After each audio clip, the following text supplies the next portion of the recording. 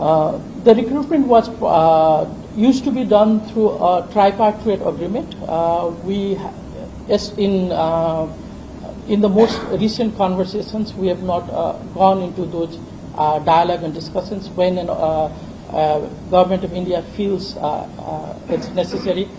Again, like any other issues, we're happy to sit at the table and take up these issues as well. Bharat और नेपाल के बीच संबंधों को नई मजबूती देने के लिए नेपाल के विदेश मंत्री इन दिनों भारत दौरे पर और इस दौरान दोनों देशों के बीच कई बड़े समझौते हुए। स्वास्थ्य, डिजिटल भुगतान, भाषा तकनीक और विकास सहयोग जैसे क्षेत्रों में नई पहल की गई। लेकिन इन सब के बीच एक ऐसा मुद्दा भी सामने आया जिस पर पिछले कई सालों से भारत और नेपाल के बीच गतिरोध बना हुआ।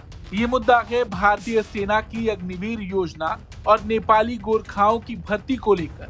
और जब प्रेस कॉन्फ्रेंस के दौरान नेपाली विदेश मंत्री शिशिर खनाल से अग्निवीर योजना और भारतीय सेना में नेपाली गोरखाओं की भर्ती को लेकर सवाल पूछा गया, तो उन्होंने ऐसा जवाब दिया जिसे इस मुद्दे पर नेपाल के रुख के लिहाज से महत्वपूर्ण माना जा रहा है।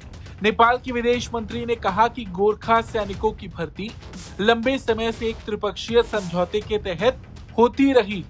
उन्होंने स्वीकार किया कि हाल की भारत नेपाल वार्ताओं में इस विषय पर विस्तार से चर्चा नहीं हुई।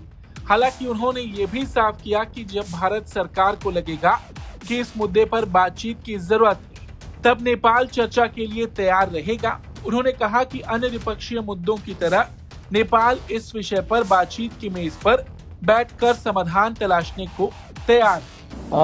The recruitment was used to be done through a tripartite agreement. In the most recent conversations, we have not gone into those dialogue and discussions when government of India feels it's necessary. Again, like any other issues, we're happy to sit at the table and take up these issues as well. Nepal के विदेश मंत्री के इस बयान को दोनों देशों के बीच भविष्य में अग्निवीर और गोरखा भर्ती पर बातचीत की संभावना के संकेत के रूप में देखा जा रहा है। दरअसल भारतीय सेना में नेपाली गोरखाओं की भर्ती 2022 में अग्निवीर योजना लागू होने के बाद से लगभग ठप पड़ी हुई है। अग्निवीर योजना के तहत सैनिकों की भर्ती 4 साल की अवधि के लिए की जाती है। नेपाल ने इस व्यवस्था पर आपत्ति जताई थी। नेपाल का मानना रहा है कि गोरखा सैनिकों की भर्ती दशकों से स्थायी सेवा, पेंशन और दीर्घकालिक सैन्य करियर की परंपरा से जुड़ी है। ऐसे में 4 साल की अल्पकालिक सेवा वाली नई व्यवस्था पर उसे कई सवाल और चिंताएं हैं। यही वजह रही कि नेपाल ने अग्निवीर मॉडल के तहत अपने नागरिकों की भर्ती को मंजूरी नहीं दी। इसके चलते भारतीय सेना की गोरखा रेजिमेंट में नेपाल से नई भर्ती रुक गई। हालांकि भारतीय सेना में आज भी हजारों नेपाली गोरखा सैनिक सेवा दे रहे हैं। गोरखा सैनिकों का इतिहास भारत और नेपाल के रिश्तों की सबसे मजबूत कड़ियों में से एक माना जाता है। 200 साल से अधिक समय से गोरखा सैनिक अपनी बहादुरी और सैन्य कौशल के लिए दुनिया भर में पहचान रखते हैं।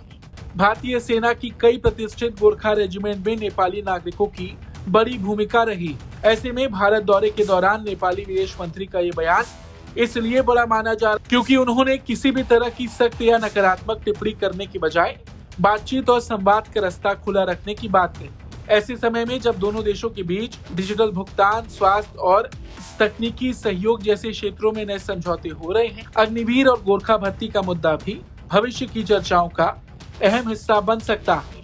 फिलहाल नेपाल ने अपने पुराने रुख में किसी औपचारिक बदलाव की घोषणा नहीं की, लेकिन विदेश मंत्री के बयान से इतना जरूर संकेत मिला कि यदि भारत तो नेपाल बातचीत के लिए तैयार है।